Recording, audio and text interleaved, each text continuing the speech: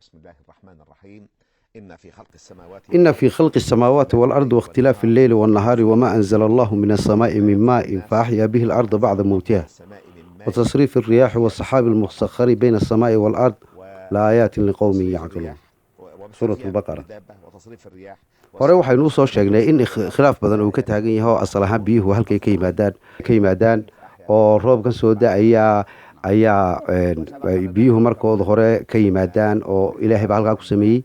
mise marka hore waxay ka soo baxaan dhulka kadibna waxay u samaysmaan daruuro ayaa samaysma oo sidaasi ay biyuhu yihiin marka asal ahaan ma biyuhu ma cirkay ka yimaadaan mise dhulkay ka yimaadaan waa su'aal inta badan la isweydiiyo. aayadaha qur-aankii waxay noo sheegayaan oo hore wax jira wax la yidhaha water cyclekaasi macnaheedu aayadahan iminka aynu soo akhriyanay ayaa si wanaagsan u qeexaya. ilaahay subxaana watacaala wuxuu aayad qur-aan ku leeyahay oo qur-aanka ka mid ah akhraja minhaa maa'ahaa wa marcaahaa oo ay macnaheedu tahay biyaha waxa ay ka soo baxaan ay isticmaalayaan uumiyaha dhulka dushiisa ku nooli dhulka laftiisa ay ka soo baxaan oo minhaadaasi dameerkaasi wuxuu noqonayaa xagga dhulka. markii nebi nuux la halaagayey qoomkiisii biyaha lagu qarqiyey kuwii cirka ka yimid roobka ahaa iyo kuwii dhulka ka soo baxay waxa dhulka lagu yidhi qiila yaa ardublici maaki wayaa samaau aqlaci maakidaasi dhulka ayuu ilaahay la hadlay ku yidhi biyahaagii dabolaq. halkaasi waxaad ka garan kartaa in kaydka biyuhu dhagaxaanta limestoneka iyo dhagaxaanta giniiska ah ee dhulka hoose ku jira ee laga yaabo qayb ka mid a temperaturekooda inuu gaadhsiisan yahay ilaa 100 degree oo celsius ay kayd biyo ah ayuu hayaan uumiyaha dhulka dushiisa ku nool. intaas waxaa dheer oo kale biyihii kale ee biyahaasi ama ha noqdaan kuwa badda ku jira ama kuwa kale ee dadka bilaadanka ay munaafacaadsanayaan ha noqdaan kadibna bukuur ayaa kaca oo mubax ayaa jira oo mubaxaasi markaasi wuxuu gaadhaa heer ilaa minus 60 degree oo kale oo gaadho kadibna halkaasi waxa ku samaysmaa dhibco yaryar oo ay noolan karno waa caad marka hore ama waxa weeyaan fadciiraale kadibna waxa samaysmaa fadciiraale way ka tagtaa daruur bay noqotaa. daruurtaasi ayaa markaasi electron iyo proton iyo nucleus bay yeelataa kadibna kuwaas ayaa isku dhaca qaab rabbaaniya oo ilaahay ugu talagalay ayaa dabadeedna ay u riixdaa dabayshu meeshii ilaahay ugu talagalay markaa ayay markaasi ku shubtaa biyahaasi haddaba dhulka ka soo baxay ee uu mubaxa sameeyey ee daruurta noqday iyo biyaha ku soo noqonaya sanad walba waa qiyaas isleeg oo go-an. aqoonta kasbiga ee bini'aadamku markaasi waxay leedahay water cycle marka la yidhaahdo iyo wareegaasi biyuhu ilaahay sida xikmadda ah uu makhluuqiisa dhulka dushiisa ku uuman ugu nooleeyey maadaama ay biyuhu yihiin nolosha keliya ee waxa dhulka ku uumay ay ku shaqeeyaan ee ay noloshooda ku xidhan tahay ayaa waxay culummadu ay yidhaahdaan waxa ay nooleeyaan qaybo fara badan biyahaasi marka ay soo noqdaan roob ahaan ay usoo noqdaan qaybo badanna way laayaan.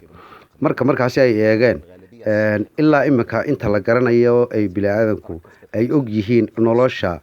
ku nool biyahaasi waxay yidhaahdeen ugu yaraan waxa weeyaan 5 bilyan oo noole oo usii kala baxa intaasoo faamili iyo intaasoo qoys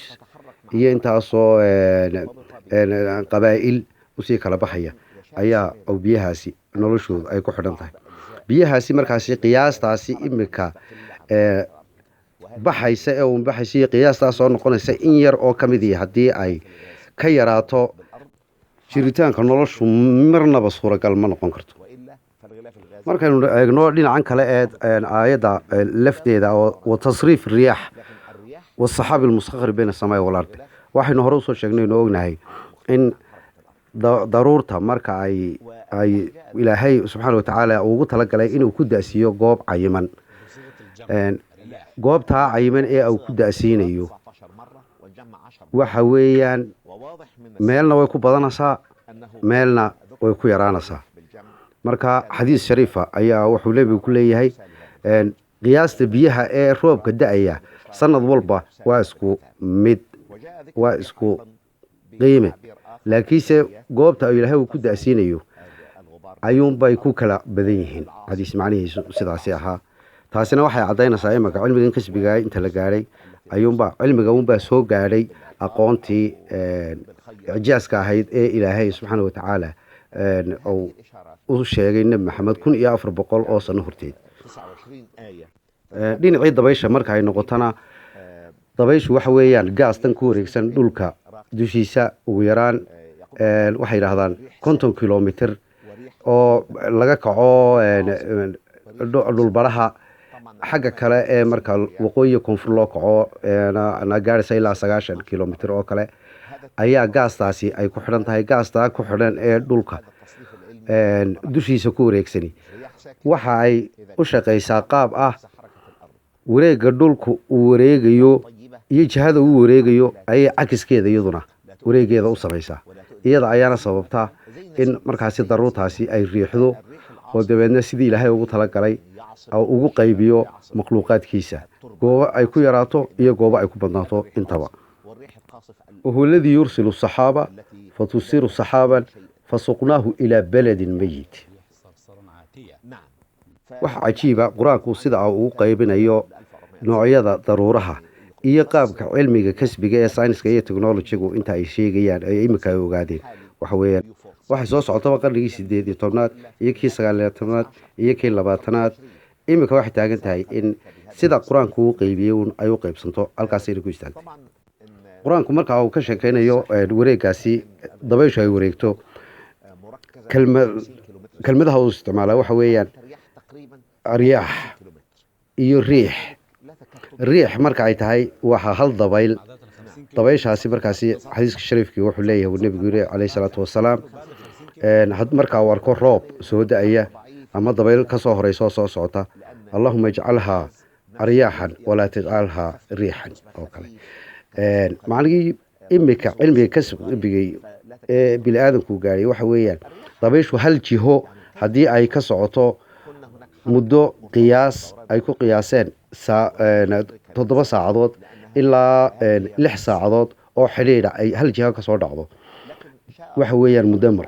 waxa weeyaan waxbay baabiinaysaa. laakiinse marka ay jihada dabayshu ka socoto ee tu kale oo cakisina iyaduna